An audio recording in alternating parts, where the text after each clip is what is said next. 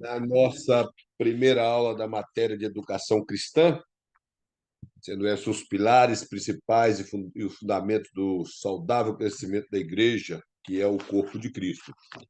Vamos falar a respeito um pouco dessa matéria que está relacionada com a educação cristã. Nós vemos que hoje há uma necessidade muito grande desse tipo de ensinamento em todas as áreas.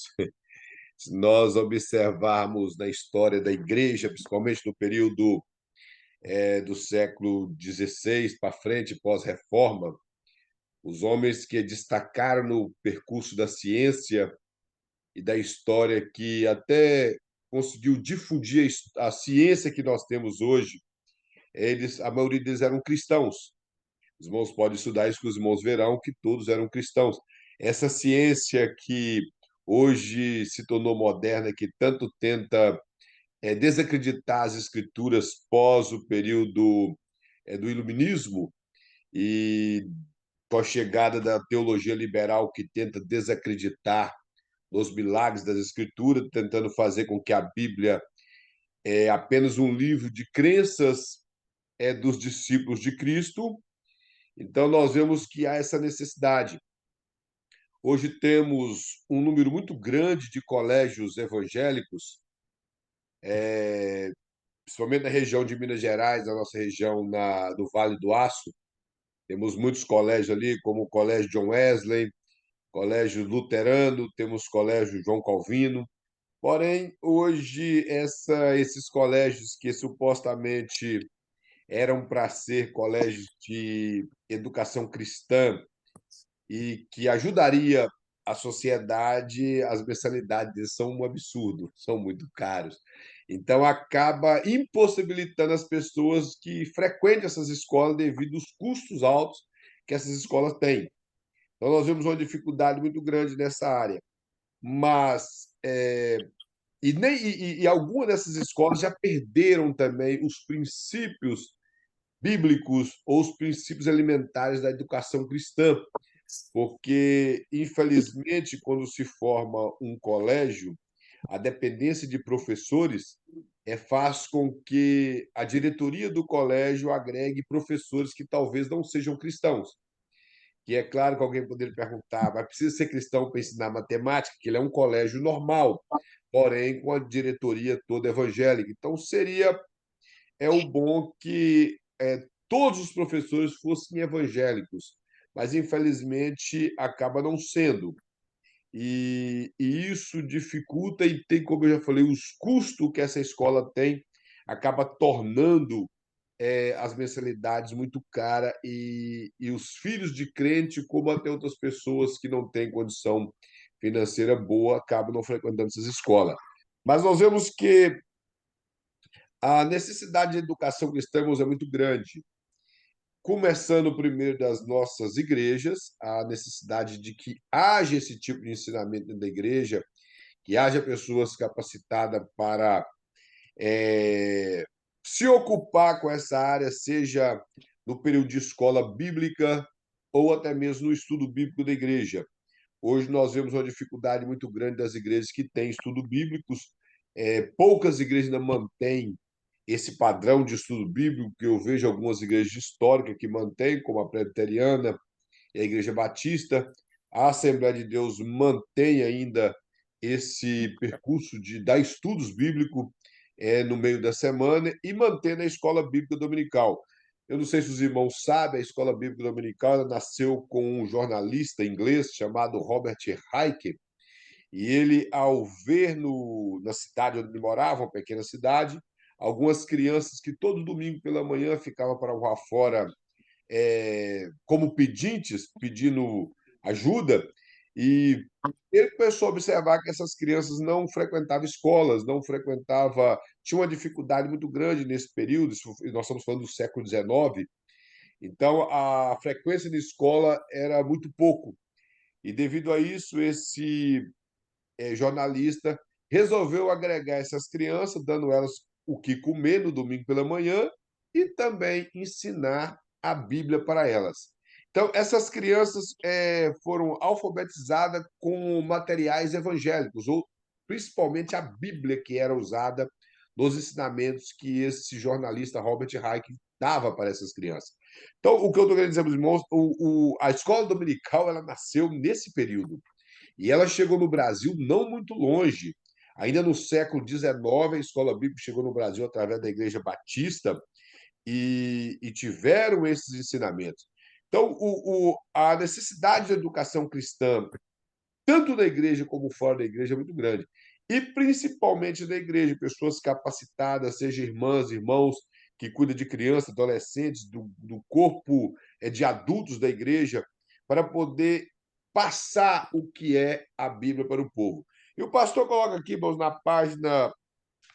na primeira página da lição aí, que me parece que é a página de número 1, ele coloca alguns princípios que devem orientar a educação cristã. Eu vou começar cá do ponto 2, que ele fala, letra A. A educação cristã é um processo de educação e aprendizado sustentado pelo Espírito Santo e baseado nas Escrituras.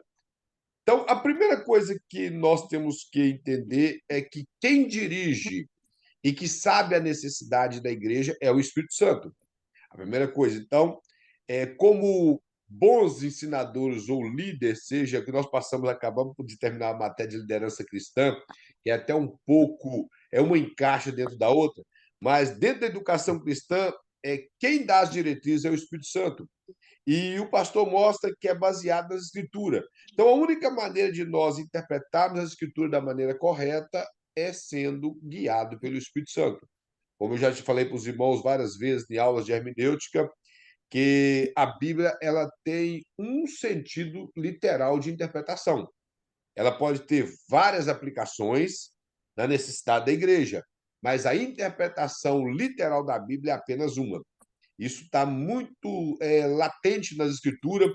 Pedro escrevendo, ele fala no capítulo 1, versículo 20 e 21, que nenhuma das profecias da Bíblia está falando do conjunto de escritos bíblicos, e principalmente no período dele, ele estava falando em relação ao Antigo Testamento, porque as escrituras ainda não estavam formadas, o cano do Novo Testamento no período de Pedro.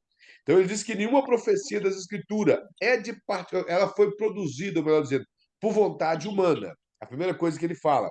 Aí ele diz que homens inspirados pelo Espírito Santo falaram da parte de Deus e escreveram da parte de Deus.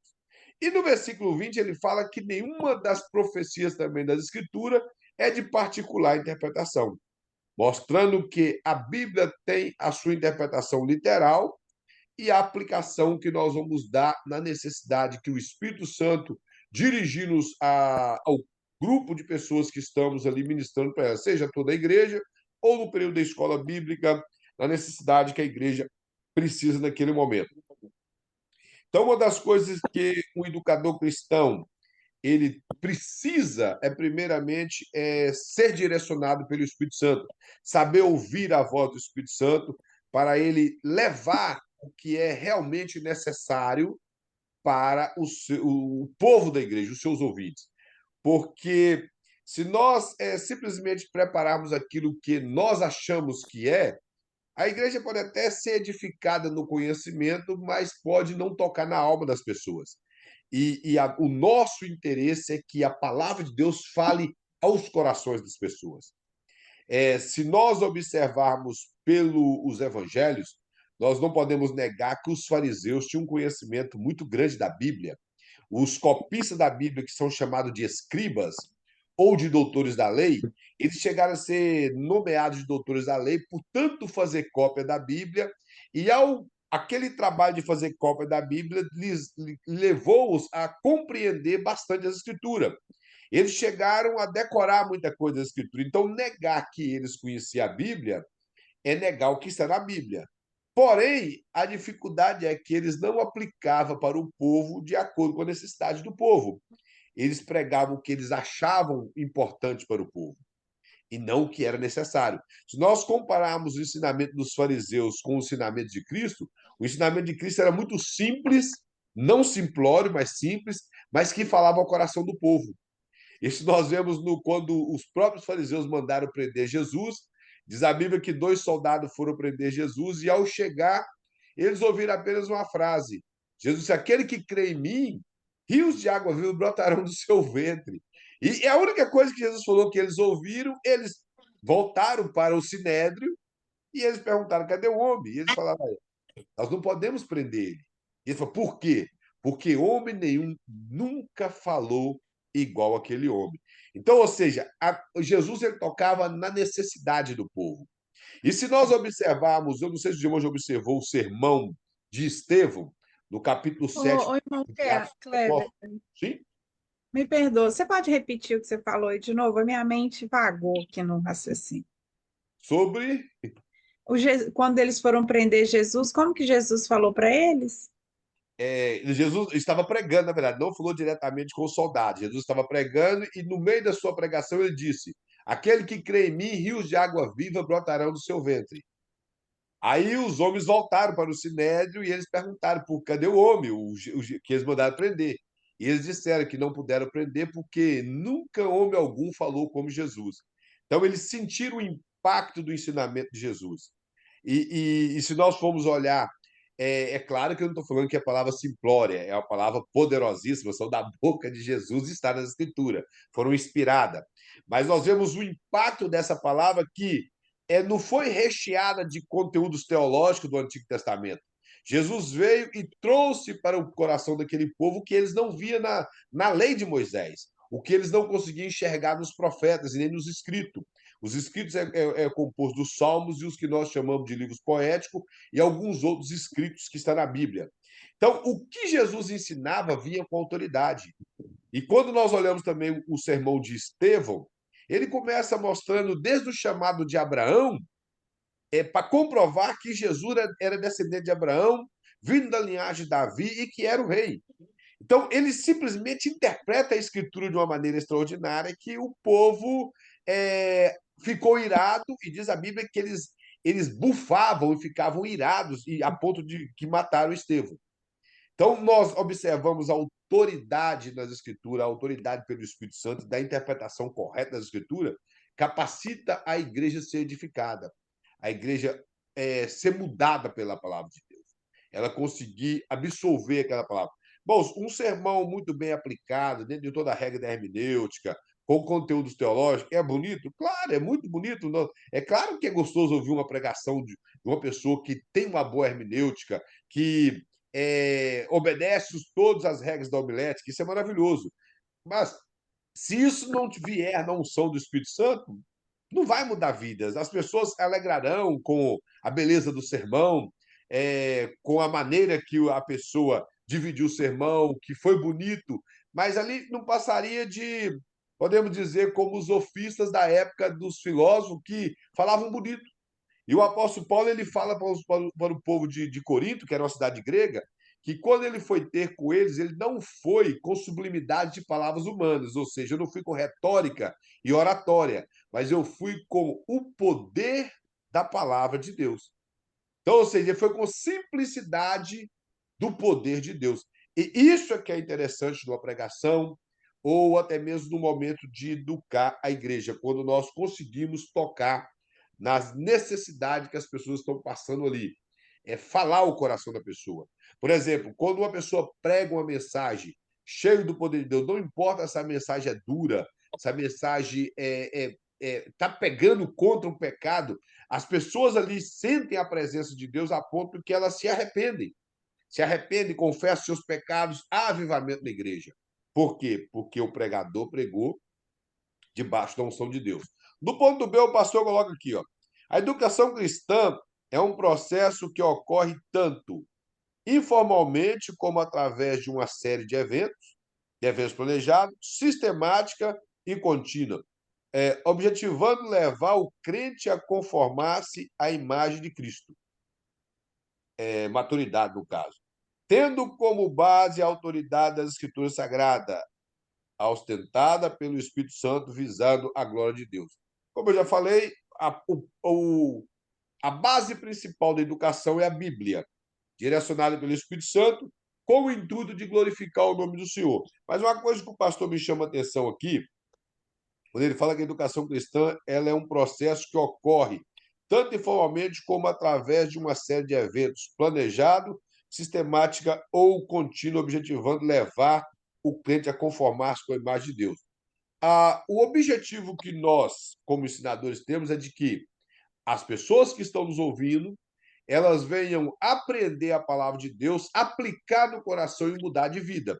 Está lá em Efésios, capítulo 4, a partir do versículo 11, quando dá ali, o apóstolo Paulo mostra o ministério que Cristo entregou aos homens na terra, que chamou esses homens para o ministério, confiou ele esse dom ministerial para que haja um aperfeiçoamento do corpo de Cristo, a ponto que levam nossos ouvintes à maturidade cristã, a ser varão perfeito à estatura de Cristo.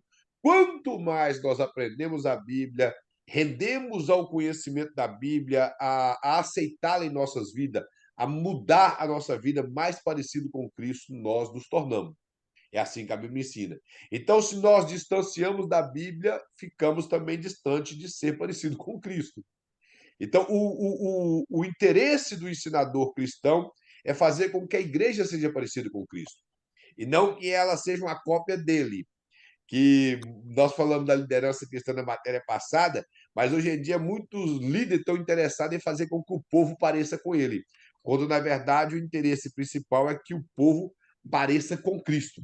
Vamos só me dar um momento só para mim conectar o meu computador antes que ele desliga. Toda vez eu esqueço.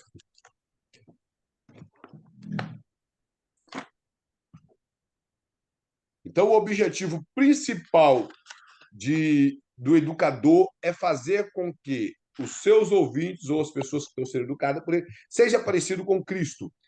O apóstolo Paulo ensina isso, ele fala: sejam imitadores de Deus, ou sejam meus imitadores como eu sou de Cristo. Então, a palavra de Deus é a única maneira de fazer com que as pessoas afastem do pecado, que as pessoas possam conhecer a Deus, possam ser educados e possam ter um alicerce sólido por baixo dos seus pés. Como eu falei, irmãos, os ensinamentos de Cristo, eles eram extraordinários, porque eu costumo sempre citar isso no Sermão do Monte, que as pessoas chegaram no final do sermão a dizer que Jesus falava como tendo autoridade, não como os escribas e os fariseus. Por que os escribas e os fariseus, o povo de Israel, ou as pessoas que frequentavam a sinagoga não tinham tanta admiração? O que eu vou falar aqui é claro que eu não sou contra a teologia, nós estamos numa sala de teologia do qual eu sou professor, então, de forma alguma, eu sou contra a teologia. Mas naquele período de Cristo, havia duas linhas, eu creio que talvez os irmãos sabem disso, duas linhas teológicas. Hoje nós temos muitas linhas teológicas. Naquela época tinha duas que eram as principais, que era a linha de Shammai, que era bem conservador.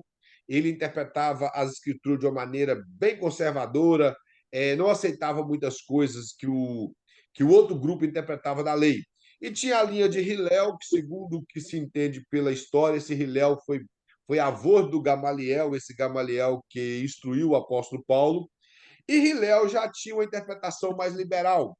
Exemplo de uma passagem da Bíblia que os próprios fariseus perguntaram a Cristo é sobre o divórcio. Eles disseram: pode divorciar, repudiar, na verdade, né, a mulher por qualquer motivo, porque o repúdio é diferente do divórcio.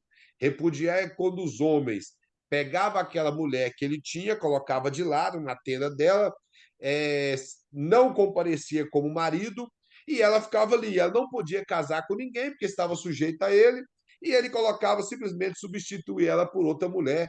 Não importa se era mais nova, se era mais velha, se era mais bonita, se era mais feia, mas simplesmente ele repudiava a mulher. E a Bíblia fala em Malaquias que Deus odeia o repúdio. E dentro desse padrão teológico do Velho Testamento, os fariseus perguntaram para Cristo: é lícito repudiar a mulher por qualquer motivo? Por que eles fizeram isso? Porque no pensamento de Shammai, as mulheres elas eram repudiadas se houvesse alguma coisa feia, quando lá fala, Moisés escrevendo no capítulo 24 de Deuteronômio, ele fala que se o homem achasse alguma coisa feia na mulher, ele repudiava ela. E nesse pensamento de Shammai, coisa feia seria a infidelidade conjugal. Mas no pensamento de Hillel, coisa feia era até queimar um arroz, fazer uma comida mal feita, se a mulher ficou mais velha, isso seria coisa feia. Ou alguma coisa que desagradasse o marido, então ele podia divorciar dela.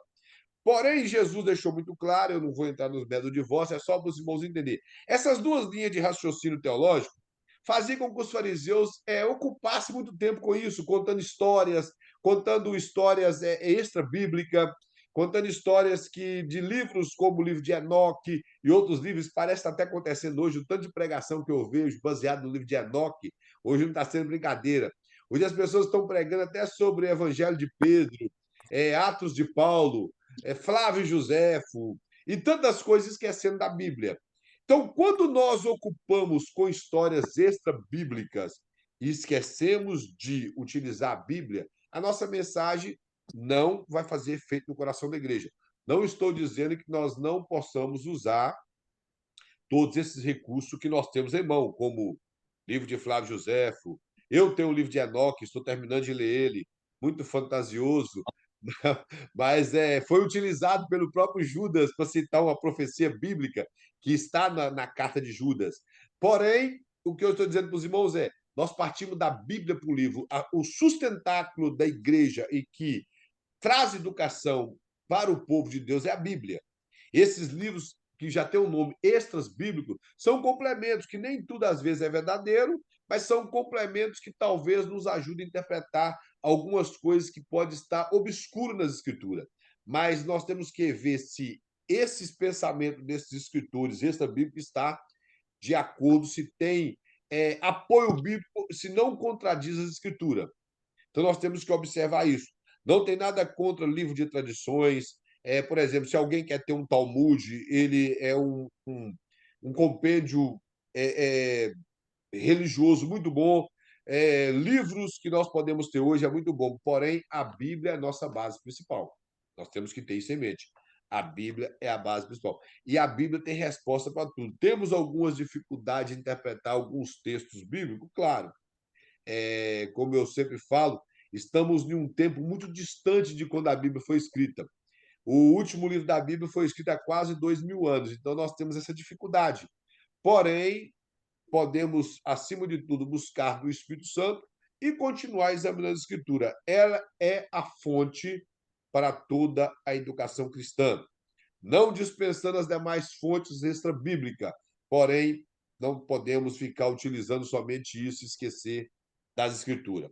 A letra C, o pastor colocou aqui, ó, programa pedagógico que, tendo como fundamento a Bíblia Sagrada, procura o aperfeiçoamento espiritual e moral dos que dizem ser cristãos e procuram atender o chamado do Evangelho.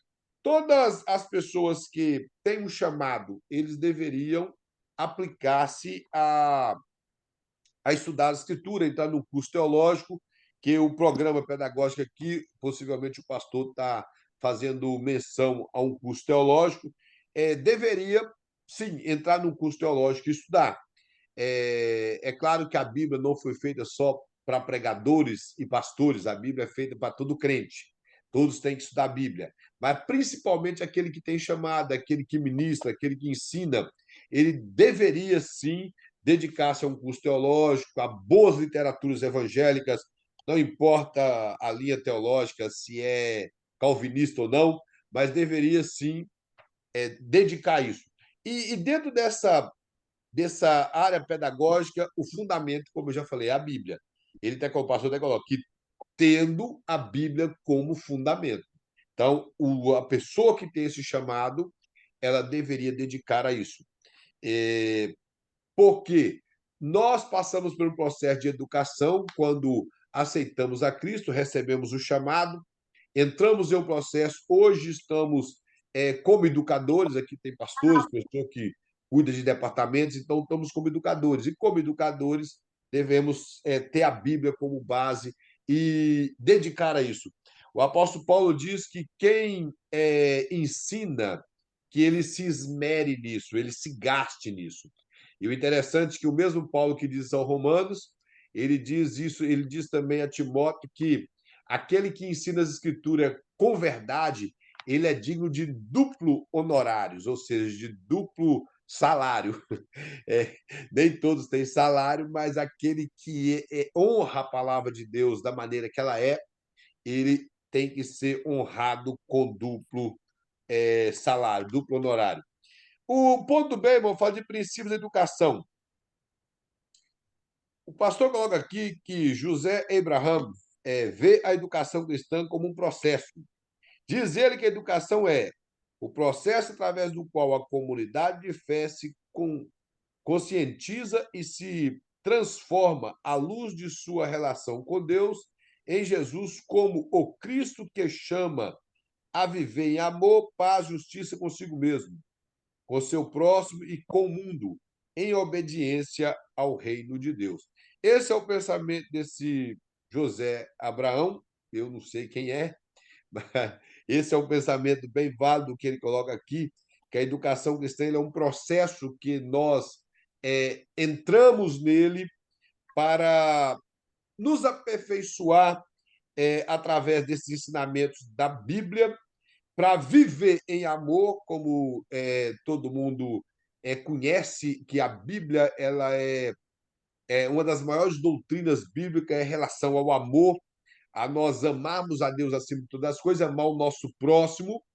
E eu até falava na escola bíblica da semana passada, que é a escola que falava a respeito de Ruth e sua sogra entrelaçadas por um amor de amizade extraordinário, que o amor, a primeira coisa que nós temos que entender, que o amor teológico, bíblico, não é um sentimento.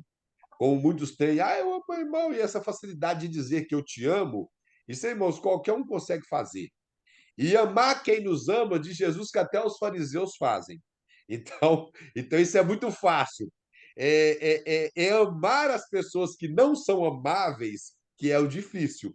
É que tem pessoas na igreja, irmão, que nós olhamos e sabemos que não são amáveis. Aqui, por exemplo, eu sei que o nosso irmão o evangelista Jonathan, ele é o único que eu saiba que dirige igreja aqui. Eu não sei se o irmão Wilson, o nosso irmão Kleber, que é meu xará, de pastoreio igreja, a irmã Dalla, eu não sei se ela, junto com o marido, são pastores locais, e a nossa irmã Ni. Mas ele eu sei. E ele sabe que eu vou dizer que não é mentira, que eu já pastorei a igreja. Tem pessoas que não são amáveis, mas nós, como pastor, tem que amar.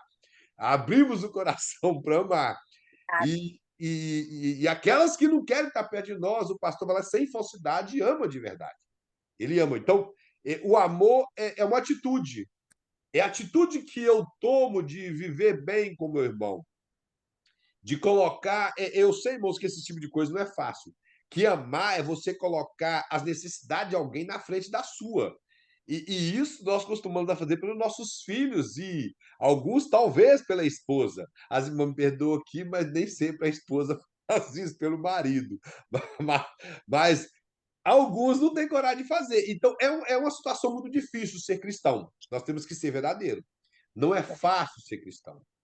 É. Jesus ele compara o amor como algo impagável. Eu não sei se os irmãos já viram aquela passagem que Jesus fala que tinha um rapaz que ele devia 10.000 talentos para o seu senhor, e o seu senhor lhe mandou prender e ele jurou em pagar. Irmãos, 10.000 talentos, até hoje ninguém paga. 10.000 talentos são 400 quilos de ouro. Nó. 400 quilos de ouro. É muito dinheiro. Eu não sei nem quanto está o peso do ouro hoje, mas é muito dinheiro.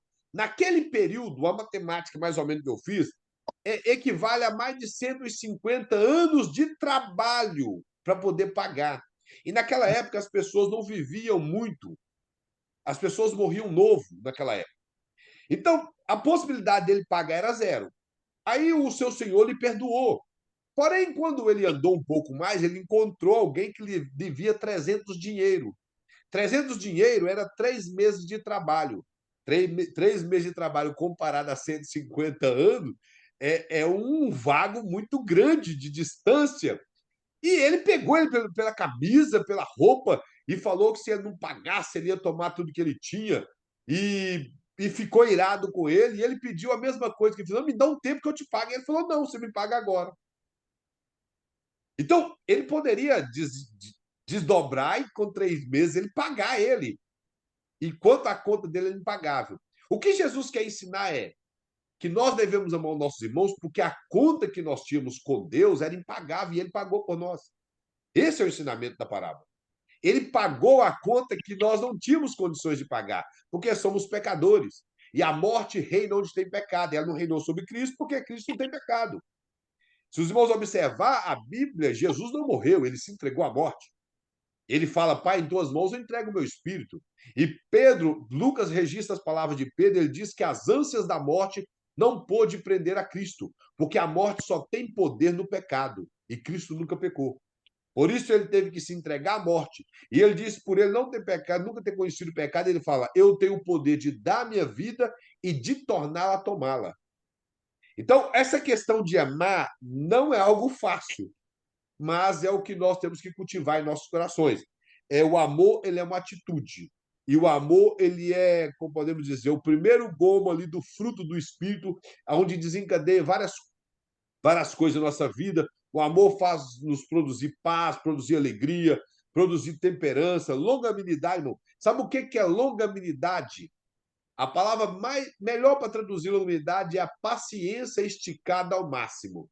Os irmãos já pegaram um elástico e esticou ele até a ponto que ele não dá mais? É isso. É quando você tem alguém que você vê que ele é difícil, mas você tem paciência com ele. Esse tipo de pessoa, o apóstolo Paulo fala assim: suportai uns aos outros. Aí eu já vi pessoas interpretar esse versículo que é você dar suporte, colocar no ombro para carregar. Está errado quem interpreta assim. Suportar uns aos outros é você suportar mesmo. Porque ele fala assim, em amor. É quando você vê que ele é chato, ele não é fácil conviver com ele, mas você convive. Porque você é salvo, você quer É, ver ele salvo. Você vê que ele fala mal de todo mundo, aí você fica calado, de repente fica sem graça, aí você continua falando de Jesus. Ele só traz problema e você ajuda a resolver. verdade. Infelizmente, tem irmãos que são chatos, tem irmãos que são, mas pelo amor nós suportamos. A Bíblia diz que o amor cobre multidões de pecados. É claro que ali é o amor de Deus. Porém, todas as vezes que a Bíblia fala de amor, não que a palavra ágape, algumas pessoas dizem que a palavra ágape é o amor de Deus. Isso é errado. Nós não temos como descrever o que é o amor de Deus.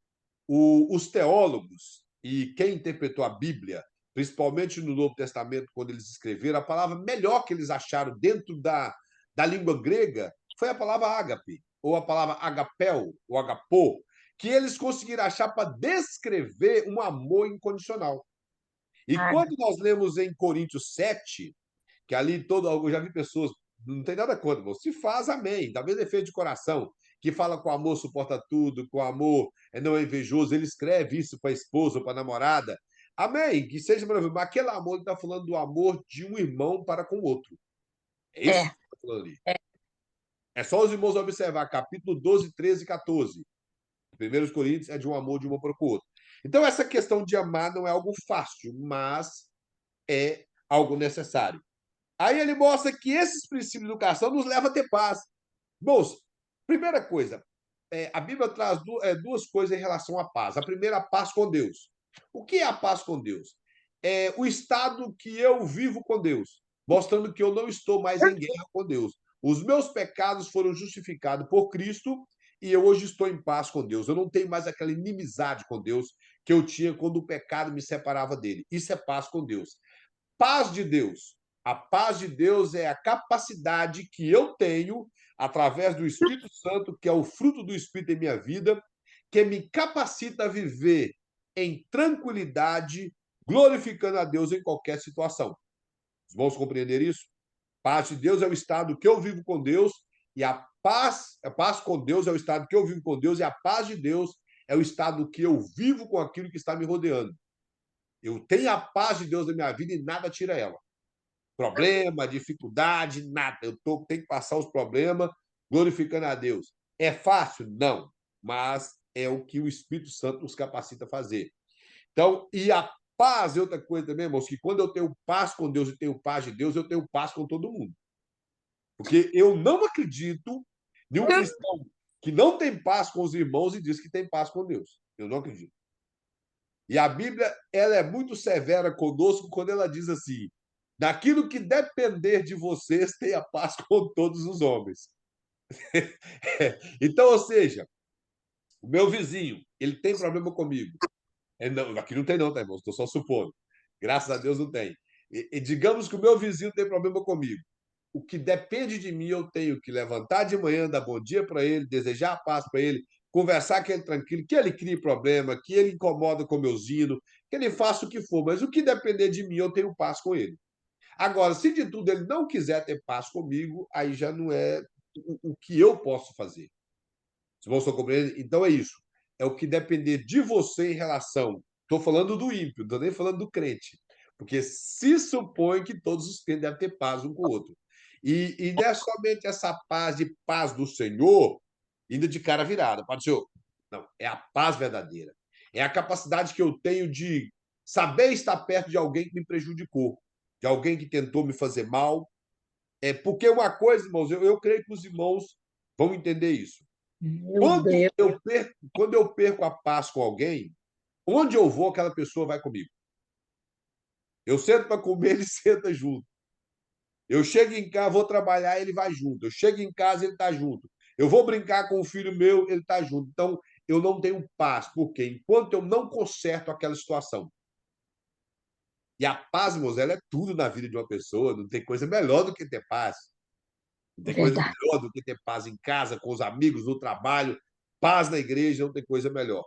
Então, o que depender de nós, devemos ter paz com todos os homens. Justiça é algo que tem sentido teológico muito amplo, principalmente na questão da justiça de Deus, que a justiça de Deus não é igual à nossa. A justiça de Deus, irmãos, é algo tão magnífico que Deus olhou para nós. Por exemplo, quando nós olhamos, eu vou pegar um caso de um criminoso.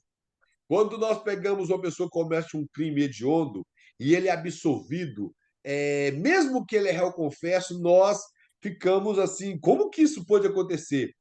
E é da mesma forma, às vezes, nós podemos pensar de Deus. Se Deus é tão justo e a sua justiça é algo que não tem variação, como que ele nos perdoou, sendo nós tão injustos, tão sujos? A única maneira que nós entendemos é que ele aplicou a justiça de Cristo na nossa conta. É por isso que nós somos justificados em Cristo. É um termo jurídico que ele pegou todas as nossas contas e colocou na justiça de Cristo. Por isso nós fomos justificados. E essa questão da justiça fala de equidade. O que é equidade? Mesmo nível. Isso é equidade. Então, quando nós aplicamos a educação cristã em nossa vida, nós vamos trabalhar com equidade. Não há esse tipo de variações na igreja. Ele é mais meu amigo, então eu posso passar a mão na cabeça dele. Então, esse tipo de coisa não pode existir. Equidade é tudo no mesmo nível. O que eu tenho que corrigir no irmãozinho da igreja lá do fundo, eu tenho que corrigir no meu filho, na minha esposa e principalmente em mim. Então, isso não pode ocorrer. Justiça é isso, é equidade. Isso é justiça. Não pode haver esses variações da igreja. Não existe amiguinho do pastor. Eu penso o seguinte: quem é amigo do pastor, ele tem que ser mais exemplo ainda, já que ele é amigo do pastor. Ele não pode ficar causando problema para o pastor, já que ele é membro da igreja dele, é amigo dele. Então, a equidade é algo muito sério, a justiça é algo muito sério, tem que ser aplicada da maneira correta, porque a palavra de Deus, irmãos, é de onde nós partimos. Então, o ensinamento cristão, a educação cristã, nos leva a isso, a entender o amor de Deus com todo o nosso ser. E o apóstolo João, primeiro o apóstolo Paulo escrevendo aos Gálatas, ele resume toda a lei. O Jesus falou que toda a lei se resume em amar a Deus e amar ao próximo. O apóstolo Paulo, um pouco mais atrevido, ele fala que toda a lei se resume em amar ao próximo. Então, o que ele estava debatendo com o povo da Galácia era que eles queriam voltar aos preceitos judaicos. E o apóstolo Paulo foi disso: olha, já que vocês querem guardar a lei, já que vocês querem viver na lei, então vamos pro próximo. Aí vocês estão guardando a lei. Então, guardar a lei de Deus é amar o próximo. E João, ele escrevendo a sua carta, ele fala que como nós podemos dizer que amamos a Deus que nós nunca viu se E aborrecemos o nosso doido. próximo? Oi? É. Aí ele vai e fala assim: porque as pessoas verão Deus em nós quando nós amamos o nosso próximo. Por quê? ele mostra que Deus é invisível. Ele fala que nós nunca vimos Deus, e realmente nunca vimos. E se nós que somos cristãos nunca vimos, tendo o Espírito Santo, imagina quem não é cristão. Eles muito menos. Nunca viram nem nunca sentiram.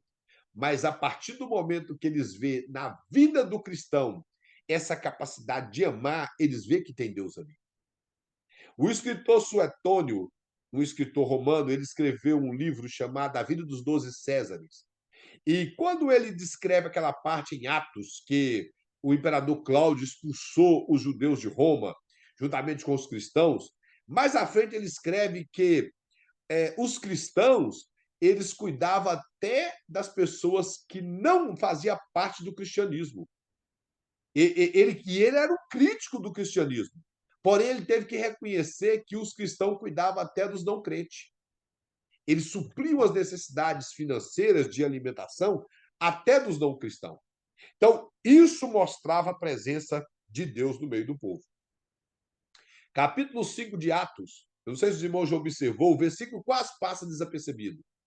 Quando Ananias e Safira morre, diz a Bíblia que o temor de Deus caiu sobre toda a igreja e sobre todo o povo não cristão. E diz a Bíblia que eles admiravam os cristãos por ver que as pessoas contribuíam e ninguém tinha necessidade. Ninguém tinha necessidade. E essa questão do amor, ela é demonstrada com aquilo que nós fazemos. Paulo ele escreve que nós somos salvos pela graça que vem através da fé. Só que ele fala assim no versículo 9, que nós somos salvos também para boas obras. E como que nós demonstramos que somos salvos? Fazendo boas obras. Já somos salvos e fazemos boas obras. Tiago disse que todo salvo tem que ter boas obras. E como que nós temos boas obras? Como nós amamos. Então, essa capacidade, irmãos, que a palavra de Deus como base nos capacita a tirar os nossos interesses e pôr das outras pessoas acima, é quando nós realmente temos o Espírito Santo. É viver em paz em todos os momentos e ser uma pessoa justa em todas as nossas ações, sem prejudicar quem não merece ser prejudicado e nem tampouco passar a mão na cabeça daquele que merece ser corrigido. Isso está lá em Provérbios. A Bíblia diz que aquele que corrige a pessoa errada no momento, ele é lembrado pelas suas coisas boas. Mas aquele que tem o culpado por inocente, a Bíblia fala que ele vai ser lembrado para o resto da sua vida como uma pessoa injusta. Está lá em Provérbios. E hoje nós vemos muitos pastores que caíram na boca do povo e estão falando, por que eles estão falando de mim? Simplesmente pelo fato de eles não terem agido de forma correta, de acordo com a Escritura e de acordo com o que deveria fazer. Então, as pessoas não perdoam mesmo, falaram mal dele, aquilo acabou chegando fora, chegou, infelizmente, nós cristãos temos o defeito de levar os problemas da igreja para fora da igreja. O apóstolo Paulo até corrige isso em Coríntios, no capítulo 6. Ele fala que como que nós cristãos, que temos o poder de julgar os anjos no juízo final, estamos levando nossos problemas para os tribunais, ou seja, fazendo participante os ímpios daquelas coisas nossas. E hoje não é diferente. Nós participamos os ímpios dos nossos problemas, dos problemas da igreja. E uma educação cristã, baseada na Escritura, ela nos corrige nisso. Onde que vamos ter uma igreja saudável, uma igreja madura, uma igreja que as pessoas são mais parecidas com Cristo, as pessoas estão preocupando mais com conhecer a Escritura. Isso é educação cristã.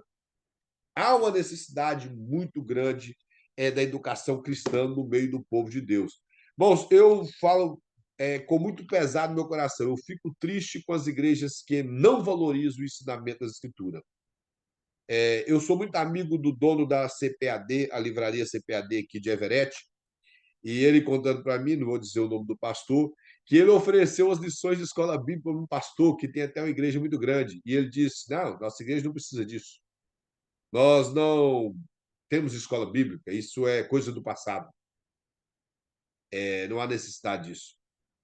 Então, a igreja não tem estudo bíblico, só tem culto e não tem uma pregação centrada nas Escrituras.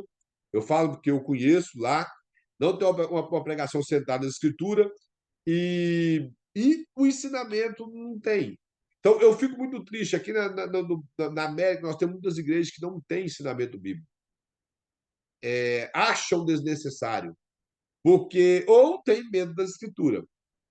Uma vez eu fui convidado para ir a uma igreja e estou vendo aquela cantarola, o camarada passou no teclado, começou a tocar e foi tocando, tocando, tocando, e de repente ele falou assim: vamos ouvir o evangelista Kleber nos trazer uma palavra. Era uma palavra, então eu fui lá e falei 5 minutos, fiz uma saudação, cumprimentei, agradeci pelo meu convidou, pelo conhecer a igreja, li um versículo e agradeci a oportunidade. Ele pegou o teclado de novo e começou a tocar, tocou, tocou. Quando deu 5 para 9, ele pediu os irmãos para pôr de pé, orou e falou que a mensagem já tinha sido entregue. Aí eu falei com o irmão: não, pula fora dessa igreja. Você tem pecado escondido na liderança. Tem não, meu irmão? Tem pecado escondido. Igreja que não tem pregação tem pecado escondido na liderança. E não deu, irmão, nem uns 5 meses. Depois achou as atrapalhadas do pastor e ele teve que sair fugido da América. Isso tem uns anos atrás, ele saiu fugido aqui mesmo. Isso tem aproximadamente mais de uns 12, tem uns 15 anos atrás. Então, é algo muito triste, porque a tendência é tirar a Bíblia. É só os irmãos observar pela própria palavra de Deus. Todas as vezes que o povo do Velho Testamento desviava é porque tirou a Bíblia. A Bíblia chegou a ficar mofada dentro de um compartimento do templo que foi achado pelo escrivão e o sacerdote Ilquias. Quando levaram para o rei Josias, diz a Bíblia que ele rasgou as suas vestes. Ali houve um avivamento, porque a Bíblia foi aplicada novamente na igreja. Desde o período do rei Ezequias até o rei Josias, a Bíblia estava perdida. Perdida no meio do povo de Deus. Outra coisa da Bíblia, irmãos, que é muito interessante em questão de culto, é que aconteceu na vida de Davi.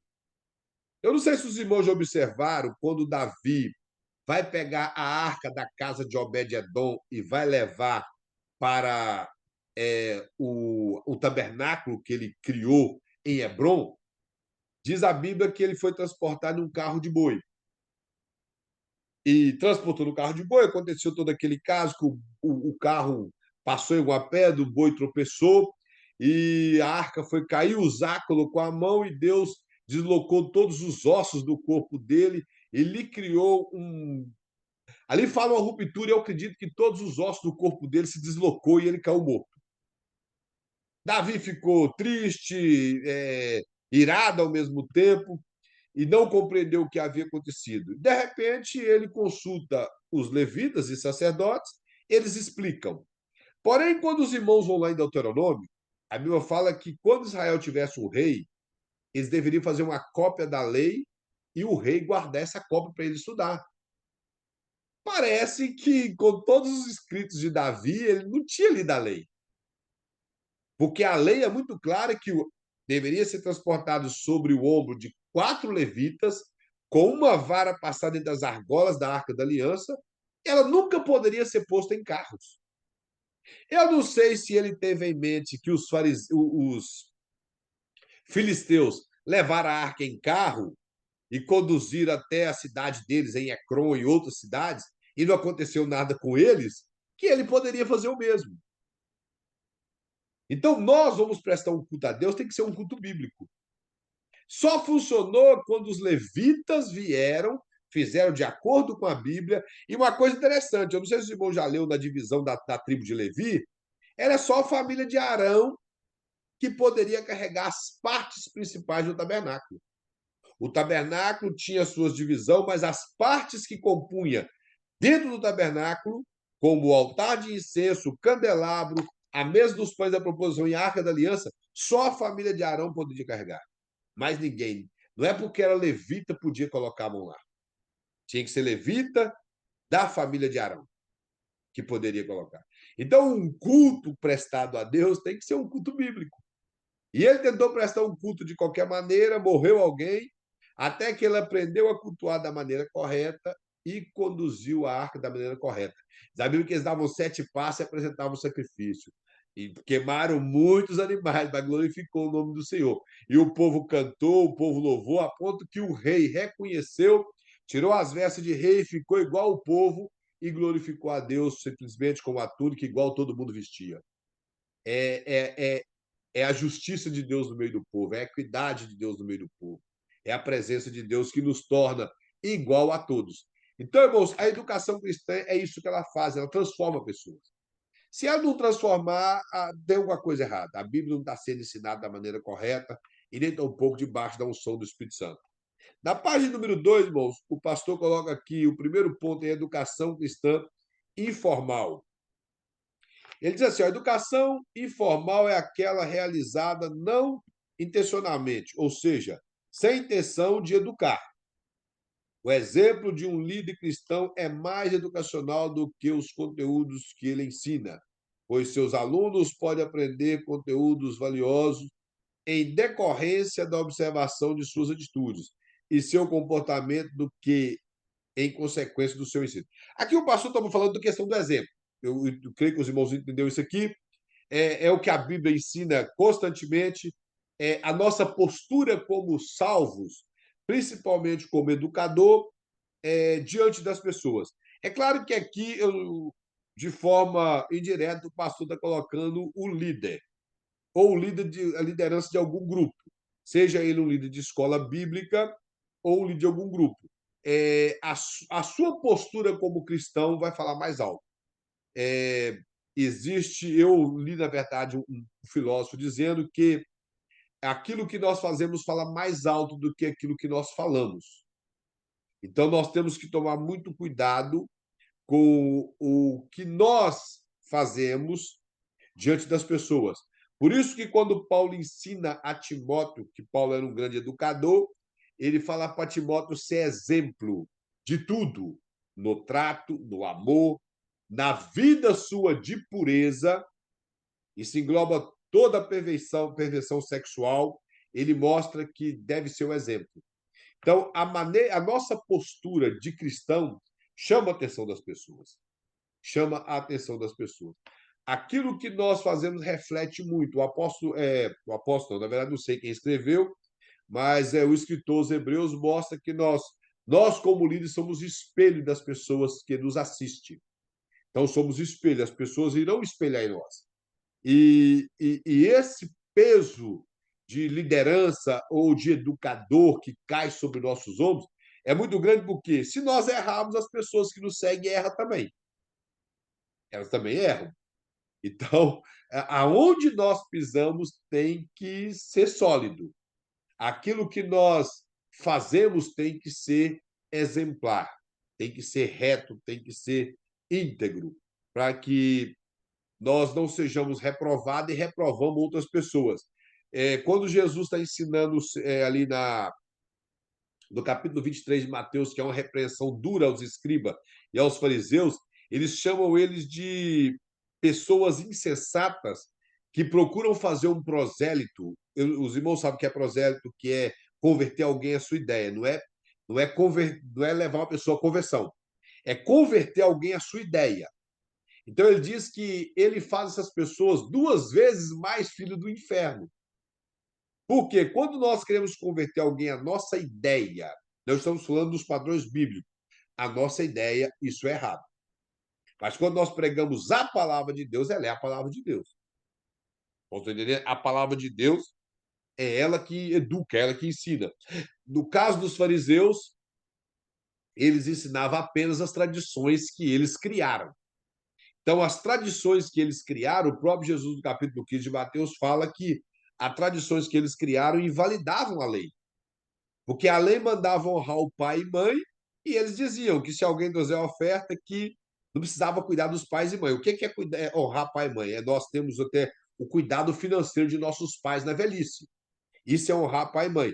Além da obediência ao pai e à mãe, que é a obediência que nós podemos dizer cega.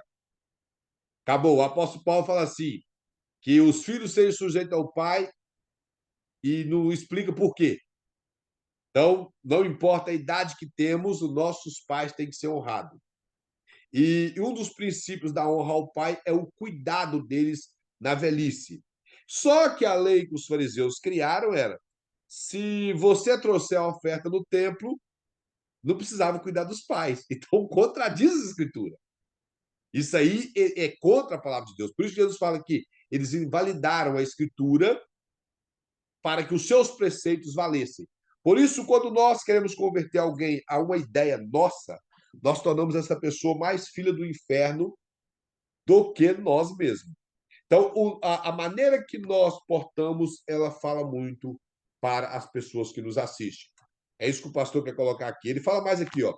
Para Timóteo não ser desprezado em seu trabalho na igreja de Éfeso, o apóstolo orienta a ser um modelo para os seus ouvintes. Como eu já peguei o exemplo de Timóteo, ele deveria ser exemplo em tudo. E o interessante é que deveria ser exemplo até na maneira de tratar. Quando eu falei exemplo do trato, os irmãos já observaram o que ele fala para Timóteo assim: para as pessoas mais velhas, você trata como pai. Para as irmãs mais novas, trata como irmã. E não com gracinha e nem os mais velhos com desprezo. Mas tratar como fosse o próprio pai e como se fosse uma própria irmã de sangue. Então, o cuidado que ele deveria ter com a sua maneira de viver e com as palavras que ele poderiam proferir contra essas pessoas numa atitude errada dessas pessoas. Nós precisamos, irmão, de exortar pessoas, mas com sabedoria. E o apóstolo Paulo, quando ele mostra um modelo aqui de um educador cristão, é o modelo completo. Nós temos que cuidar com o que falamos, como falamos, principalmente nos dias de hoje, que as pessoas estão feitas de um material muito, mas muito sensível, que qualquer coisa que se fala rasga. Então tem que tomar muito cuidado. Uma palavra que o pastor falar no púlpito, alguém já toma para ele e já acha, falou para mim. Às vezes ele fez alguma coisa que o pastor nem sabe, Deus usou o pastor, em vez de tomar aquilo para o coração dele, ele já pensa assim: alguém contou para ele, por isso que ele está falando isso aí. E se ele falar com um tom de voz assim, devido ao temperamento dele parecer mais agressivo, a pessoa já fica dodó. Então temos que tomar muito cuidado com o que nós falamos com determinadas pessoas. E isso, infelizmente, leva as pessoas a desistir das caminhadas pelo fato de não tomar aquilo como algo que Deus está tratando com ela, querendo que ela conserte. Então, hoje, mais ainda temos que tomar esse cuidado e ser modelo. E coloque no finalzinho aqui: entende-se por conduta e modo de vida, maneira de tratar as pessoas, dos costumes, hábitos na vida, no trabalho, relacionamento familiar, modo de lidar com as finanças. Isso aqui, infelizmente, cai tudo sob a liderança, principalmente pastoral. Bola de finanças, quem cuida é o pastor juntamente com a diretoria da igreja e a tesouraria. Familiar, o relacionamento familiar, irmãos, é algo hoje muito atacado pelo diabo, porque o diabo sabe que uma família fraca tem igreja fraca e uma sociedade decadente, porque a igreja é formada de família e a sociedade depende da família. Então, se nós temos uma família fraca, vamos ter uma igreja fraca. E essa igreja fraca não vai influenciar a sociedade. Nós temos que ser bem verdadeiros nisso, não vai influenciar a sociedade. Então, o ataque principal do diabo é a família. Ele quer destruir os nossos filhos, ele quer enganar os nossos filhos. Quando eu falo destruir, é destruir nesse sentido de levar eles ao desprezo do que é sagrado, a não amar o que é sagrado. São muitas coisas que estão sendo hoje propagadas para tirar o interesse dos nossos filhos daquilo que é palavra de Deus, daquilo que é culto a Deus. E em relação à vida de trabalho, irmãos, a Bíblia ensina a respeito disso. Quando a Bíblia fala do servo, está falando do escravo, o trabalhador que era escravo. Temos que entender que a escravidão naquela época, existia a escravidão, como já aconteceu em vários países, como no Brasil e aqui na América, mas a escravidão, principalmente no Império Romano, eram pessoas que se vendiam por dívidas, mas eles tinham que trabalhar. Alguns trabalhavam para dois senhores e outros trabalhavam para um senhor em tempo integral.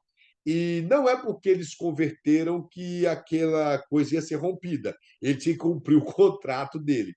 E transferindo para os nossos dias de hoje, o funcionário cristão tem que ser o exemplo, ele tem que ser o modelo de funcionário, seria o funcionário do ano. que seria a palavra correta. Ele tinha que ser o exemplo. E mesmo se o patrão dele for cristão, aí quem tem que ser mais exemplo ainda, porque eles são irmãos em Cristo. Não tem negócio de Pai do Senhor e o meu patrão vai entender porque ele é meu irmão em Cristo. E se congrega na mesma igreja ainda é quem fica mais à vontade. Não. E em relação ao patrão, a Bíblia ensina que o patrão tem que tratar o seu funcionário como irmão em Cristo.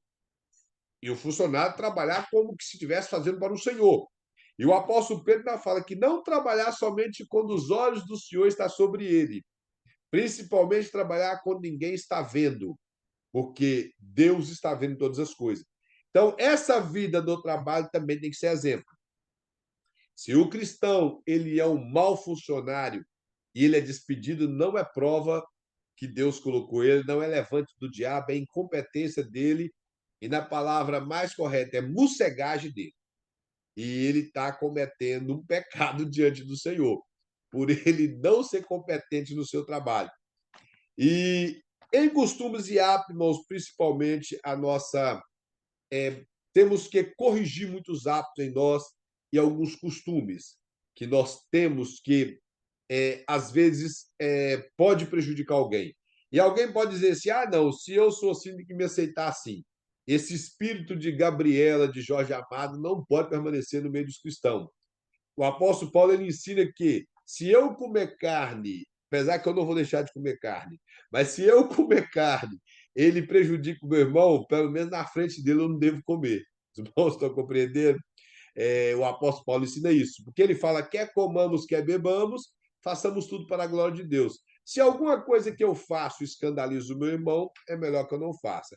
Eu contei uma vez, eu nem sei se foi aqui no curso básico ou se foi no bacharel, que uma vez eu fui no Espírito Santo ministrar uma ceia numa congregação que era extensão do nosso ministério, e eu fui de bigode.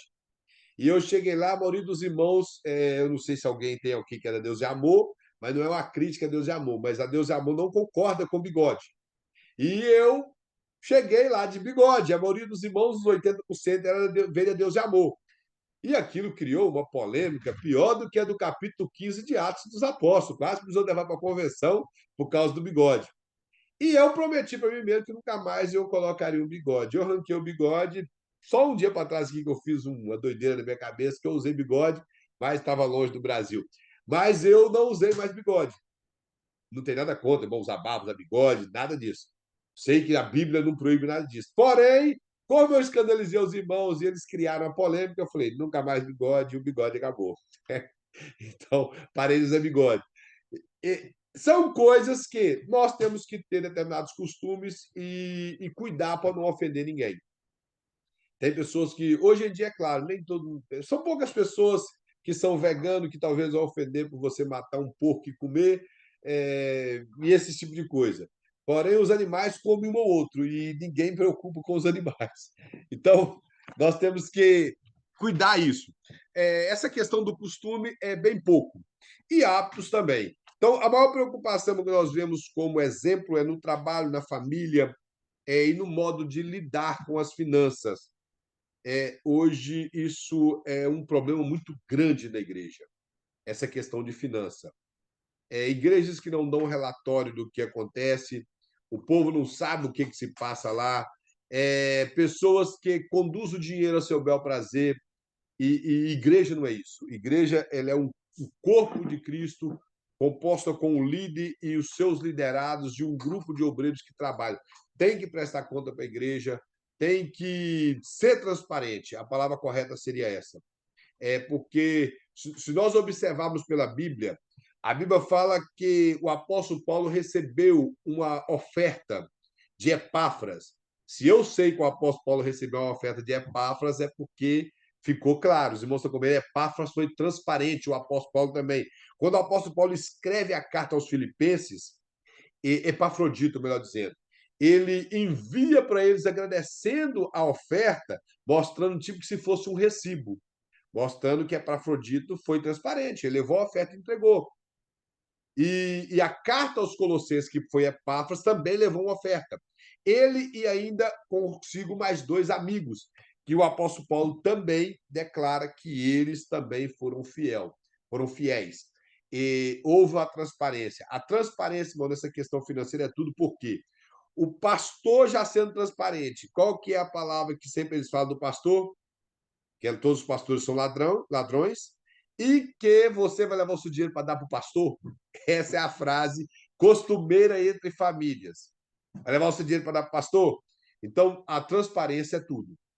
Esse modelo de transparência na vida de um servo de Deus é tudo nessa área da finança, porque também é outra área muito atacada pelo inimigo no seio da igreja. São acusações infundadas para prejudicar um obreiro, seja o tesoureiro, e até mesmo, infelizmente, algumas acusações que são verdadeiras, que acabam fazendo pessoas pôr a mão naquilo que não é dele e, e acaba prejudicando a obra de Deus, porque quando isso ocorre, todas as pessoas levam o nome de ladrão no meio da igreja. Todas as pessoas.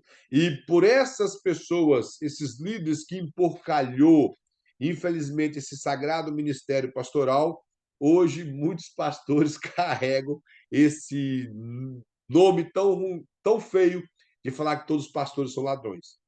Então, a transparência é tudo. O modelo de educação na vida de um cristão, como o pastor coloca aqui, a educação informal é aquela que você não precisa de abrir a Bíblia para poder educar alguém. Ele vai ver você fazendo e ele vai querer ser igual a você. Quando o apóstolo Paulo diz para as pessoas imitar ele, era na maneira que ele vivia. Se os irmãos observar a carta de Paulo aos Coríntios, ele fala para o povo de Corinto a maneira que ele vivia. Samuel fala também para o povo naquela quando eles pediram um rei. Se eles tinham alguma coisa que poderia acusar a Samuel, se ele roubou alguma coisa, se ele pegou uma ovelha que não é lá do pasto de alguém, se ele pediu coisas desnecessárias, se ele extorquiu o povo, seria essa a palavra. E todos os anos disseram que não, que não. Então nós vemos uma vida de pureza na vida de Samuel. Ele era um homem que manteve um caráter impoluto diante da sociedade judaica de sua época. Assim tem que ser a vida de um educador cristão. O seu exemplo fala mais alto.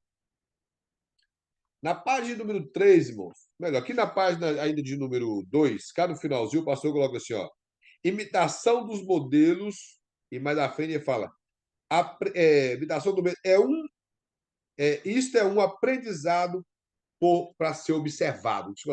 Ou seja, é o que eu estou falando.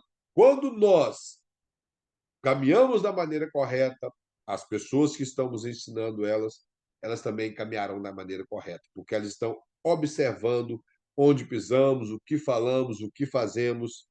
Isso não traz escândalo. Isso traz pessoas que, quando nós preocupamos a ser correto, elas serão corretas. Preocupamos a obedecer a Bíblia, elas também obedecerão à Bíblia. Apesar do texto estar sendo utilizado para falar da liderança, ele fala assim: tal é o sacerdote, tal é o povo. Está lá no profeta Oséias. Ou seja, da maneira que é a pessoa que está na frente, será também o povo. Se o camarada for alguém desequilibrado, vai formar um povo desequilibrado.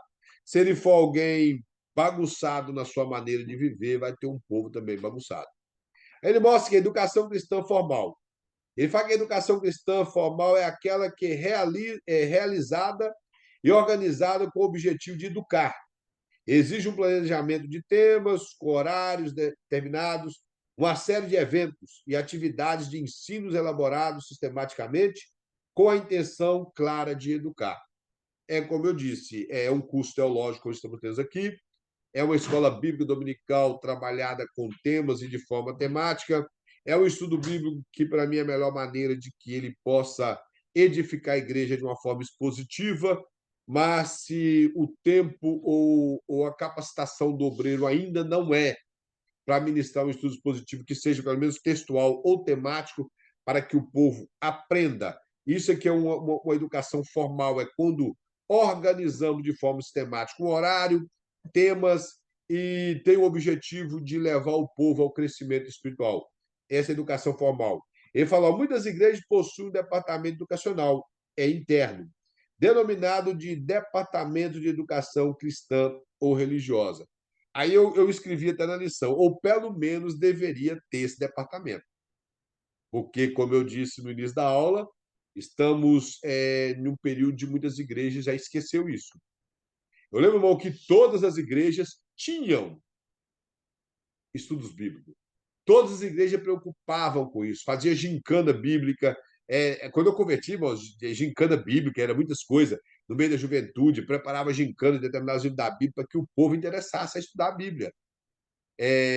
A Igreja Católica ela preocupa em fazer um catecismo para que o povo vai, nem que seja aprender os 10 mandamentos de forma errada, mas eles estão pelo menos educando dentro dos dogmas que eles acreditam.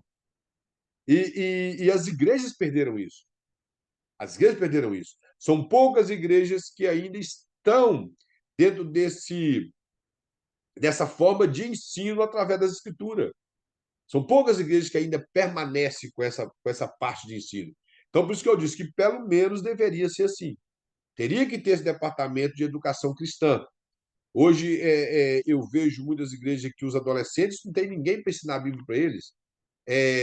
Crianças que vão para a escola bíblica ou ficam em casa. A verdade é que a maioria fica em casa hoje. Os pais vão para a escola bíblica ou, sei lá, vão para onde, não sei.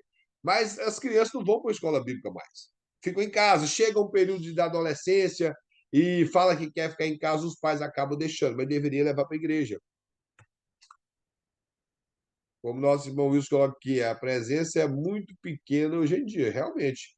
É bem minúscula mesmo essa parte do pessoal preocupar com o ensinamento com as crianças e com os adolescentes. O pastor coloca para a educação sistemática continua e contínua exige, portanto, um bom programa de educação cristã e este normalmente apresenta os seguintes pontos.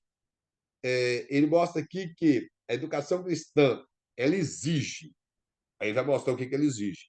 E ele fala aqui, ó, a letra A, um estudo cuidadoso das necessidades da igreja local. Quais os pontos fortes e fracos? Qual área necessita de um investimento mais emergente? Isso, como eu disse no início, é dirigido pelo Espírito Santo. E, claro, o pastor da igreja, ele sempre está atento a tudo, então ele vê o que precisa. Ele vai ver o que precisa, vai orar e Deus vai dar a direção. Então, isso tem que acontecer. Um estudo cuidadoso das necessidades da igreja local. Uma igreja local liderada por um pastor, ela tem as necessidades, ele vai observar e vai buscar de Deus, e Deus vai dar a direção correta. A letra B fala: o conteúdo bíblico a ser estudado é adequado às atuais necessidades, pois não é suficiente estudar a Bíblia, mas que o tema adotado seja relevante para a vida da igreja. Resumindo, é a mesma coisa do primeiro ponto, que viu a necessidade, aplica o ensinamento em cima da necessidade da igreja. Às vezes, esse ensinamento se cabe mais no ensinamento temático, como eu falei. Está havendo falta de perdão na igreja? Vamos falar a respeito de amor e perdão. Está havendo alguns problemas entre família? Vamos falar a respeito de família. E parar de preocupar, não estou dizendo que não possa fazer, mas eu não sei se o irmão já reparou, o assunto de família só é ensinado na igreja quando tem culto de casais. Só quando tem culto de casais. E a maioria dos cultos de casais, irmãos, os irmãos me perdoam a realidade, é só aquele assunto de sexo. Só sabe falar de sexo. Aí é aqueles assuntos desgastantes que não levam em nada. Que o marido chega em casa cansado e não quer sexo. Que a mulher, o camarada tem que ir devagar para não sei o quê, para poder conseguir alguma coisa. E esses assuntos que não tem nada a ver. Não tem nada a ver. Então, assunto de família, irmãos, vai além disso. A família é uma instituição divina. É algo que está em constante ataque do diabo. E também, como o Davi falou, também nas fofocas. Bom, infelizmente, os nossos ensinamentos de família, às vezes, se resume a isso. Não sei de quantos em quantos meses que tem os encontros de casais. E que boa parte se resume a essa vida sexual que falta em alguns e que as pessoas querem discutir isso no encontro de casal e perguntas que a Bíblia responde, eles perdem um bom tempo com aquilo. E boa parte desses reuniões de casais são reuniões que não trazem edificação nenhuma. Agora, quer falar de família? Fala de família como instituição divina, os ataques do inimigo contra a família, como se fazer para ter uma família forte, como conseguir educar os filhos, principalmente nós obreiros. A Bíblia fala que o bom obreiro, o apóstolo Paulo está falando do presbítero, está falando que ali está relacionado a todos os ministros, ele traz os seus filhos à educação do evangelho. Ele tem que trazer no temor do Senhor, é assim que a Bíblia ensina. E isso era um padrão para ser um obreiro. E está lá na Bíblia, não sou eu que estou inventando. Para ser um obreiro, tinha que trazer o seu filho de educação do conhecimento de Deus. Está na Bíblia. Então, se nós ensinarmos a respeito de um tema de família, que seja um tema rico para a família. Então, vamos ver a necessidade. As famílias estão em contenda, tendo problema? Trabalhe em cima disso. Letra C. Ter objetivo claramente fixado, ou seja, saber-se onde pretende chegar. Ter o foco, traçar os objetivos para chegar na sua meta correta. Letra D. Tem um programa de recrutamento, treinamento e capacitação de líderes e professores. Esse é uma preparação de liderança, de preparar pessoas para que elas sejam capacitadas para aquilo. Se o pastor tem esse bom treinamento, que treine mais pessoas, façam bons obreiros. O apóstolo Paulo ele ensina isso a Tito e a Timóteo, a fazer bons obreiros, a fazer pessoas ser maduras na fé, ser pessoas capacitadas, que interessam pela obra de Deus. Hoje nós vemos muitas pessoas, irmãos, que têm aquele fogo de querer fazer, mas às vezes não quer ser preparado primeiro. E não tem como ser obreiro sem preparo. E está na Bíblia. O apóstolo Paulo, que é uma carta pastoral, escreve a Timóteo e fala: procura te apresentar-te a Deus aprovado. E ele não diz como obreiro aprovado, como alguns citam. Ele fala aprovado como obreiro que não tem com que se envergonhar. Primeiro é apresentar aprovado. Porque se apresenta aprovado, aí você vai ser obreiro que não tem com que se envergonhar. E a palavra aprovado no grego ali é a palavra dokimazo. E a palavra dokimazo é uma palavra que vem da metalurgia, que era utilizada para quando o metalúrgico ele testava o ferro, se aquele ferro estava bom ou não. Porque eu não sei se os irmãos já trabalham em usina, lá em Patinga tem a Usiminas, e então lá eles fabricam aço. E quando o aço não é aprovado, ele é jogado fora. E o apóstolo Paulo utiliza essa palavra doquimazo para mostrar que o cristão tem que ser aprovado. Ele tem que ser aprovado, o obreiro tem que ser aprovado, melhor dizendo. E se nós somos aprovados, vamos preparar pessoas também aprovadas para a obra de Deus. Não pode fazer de qualquer maneira. Deus não aceita nada de qualquer maneira. Paulo, escrevendo aos Romanos, ele fala que nós devemos ser diligentes naquilo que fazemos, temos que ser fervorosos. Fervoroso quer dizer zeloso e fazer algo bem feito. Não pode fazer de qualquer maneira para Deus, tem que ser bem feito. Então, quem quer entrar nessa obra, Jesus fala que a seara é grande. É grande, tem trabalho para todo mundo, mas tem que se preparar. Não, eu não acredito nessa história, irmãos. Deus ele não usa os capacitados, não escolhe os capacitados, mas capacita os escolhidos. Conversa fiada. Deus capacita escolhido, Deus usa capacitado, Deus capacita o capacitado mais ainda. O apóstolo Paulo ele era capacitado, irmão, e Deus usou ele. E Pedro não tinha toda a formação teológica de Paulo e Deus usou Pedro. Então, paremos com essas frases de efeito que não causam efeito nenhum e enxergamos a verdade.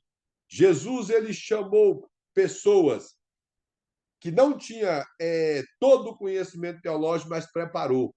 E quando eles foram cheios do Espírito Santo, não tinham homens que interpretavam a Bíblia tão bem como eles, porque eles receberam a presença de Deus. Então, o treinamento é tudo. As pessoas têm que treinar para poder fazer a obra do Senhor. Ele fala reuniões periódicas para avaliação do que foi realizado até então, com a possibilidade de remanejamento. Diante dessa questão de separar pessoas e dentro dessa educação, fazer algumas reuniões, não precisa ser toda semana, mas se faça alguma reunião para avaliar o que foi aprendido.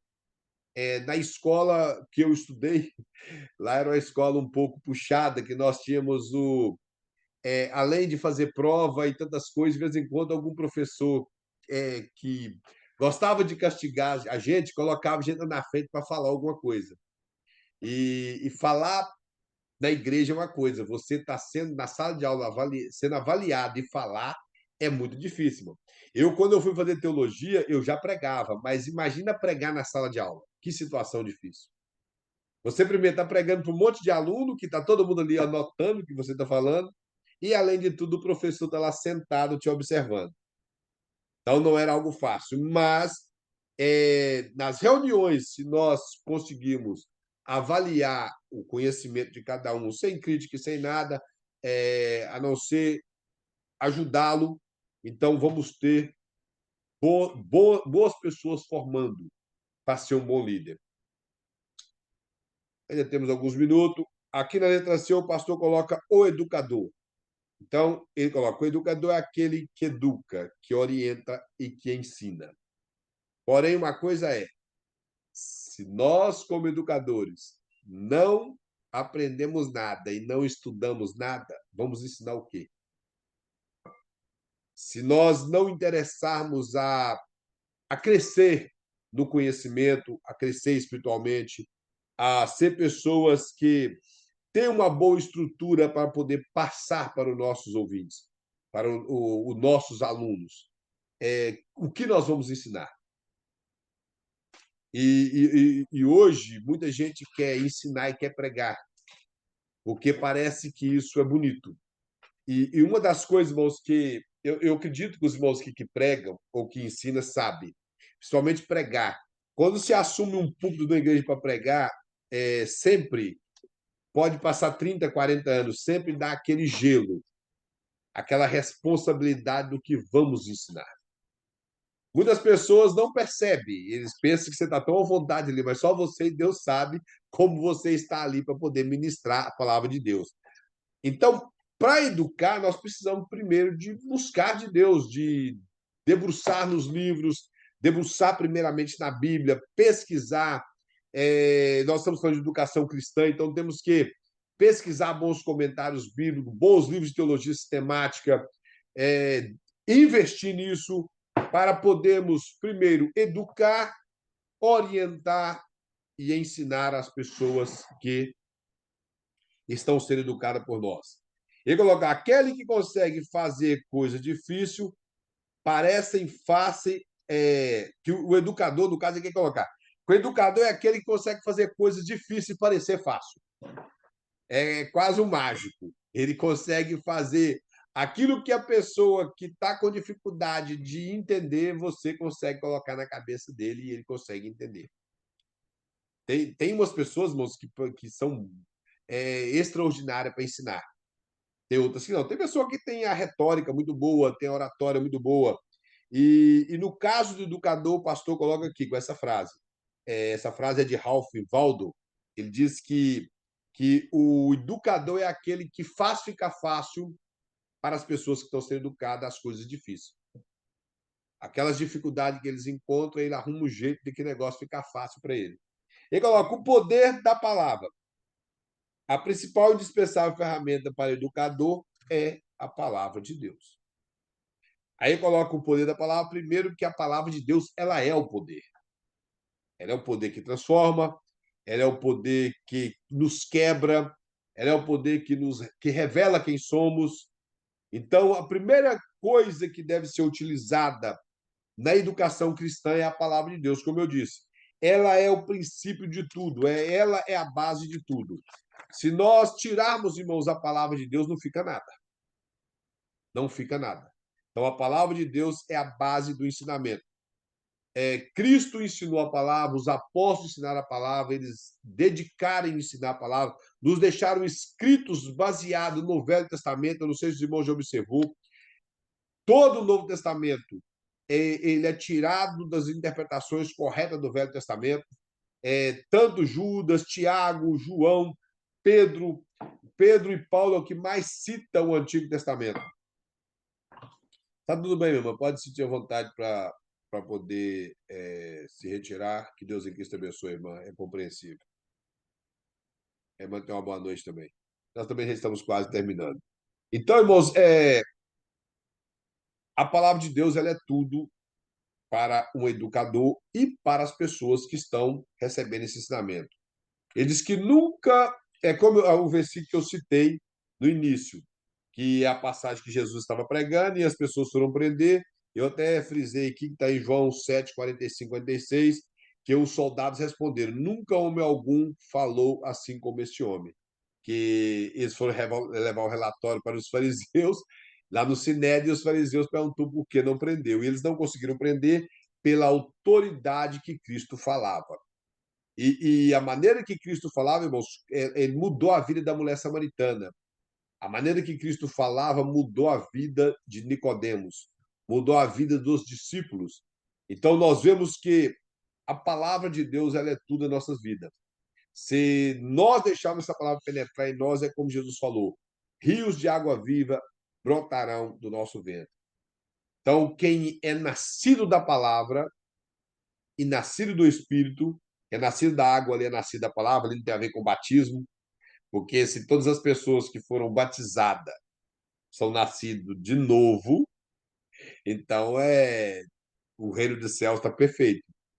Então Jesus fala que quem não é nascido da água e do Espírito não pode ver o reino dos céus, ou seja, quem não é nascido da palavra de Deus, lavado pela palavra e nascido do Espírito, guiado pelo Espírito, dirigido pelo Espírito, não pode ver o reino dos céus. Isso é ser guiado por Deus, ser dirigido por Deus, é nascer de novo. A palavra de Deus ela tem esse poder de fazer isso em nossas vidas. Então, nós vamos ficar, irmãos, por aqui. Na próxima aula, continuaremos a partir da letra B e vamos agradecer ao Senhor. Graças a Deus tivemos como entrar na aula. Eu quero agradecer aos irmãos pela presença de todos. Que Deus possa estar abençoando a vida dos irmãos e nos capacitando a cada dia mais a continuar nessa caminhada. Vamos agradecer a Deus logo após ele terminar a nossa aula. Senhor Deus, Pai eterno, Deus glorioso, mais uma vez somos gratos ao Senhor, ó Pai, por mais uma segunda-feira, por mais uma aula. Te louvo pela vida de cada um dos teus servos, ó Pai, que aqui estão presentes. Que a tua palavra, ó Pai, seja verdade em nossas vidas, venha nos modificar a cada dia, nos corrigir, nos exortar, ó Pai, mas que ela venha fazer guarida em nós, venha nos transformar acima de tudo. Seja com o teu povo, ó Deus, dando força nessa caminhada e sustentando, ó Pai, para que todos possam continuar, ó Deus, nessa batalha, estudando a tua palavra, e que venhamos a ser bons educadores cristãos e formar pessoas, ó Pai, que possam continuar essa obra magnífica do Senhor, que é anunciar o evangelho do Senhor pelo poder. Seja com cada um, ó Deus, e abençoe a vida de todos, em nome de Jesus. Bom, que Deus em Cristo abençoe a todos, todos tenham uma excelente semana, que Deus possa estar ministrando a paz dentro do coração de todos. A paz. Uma boa noite a todos. Fique com Deus. Amém.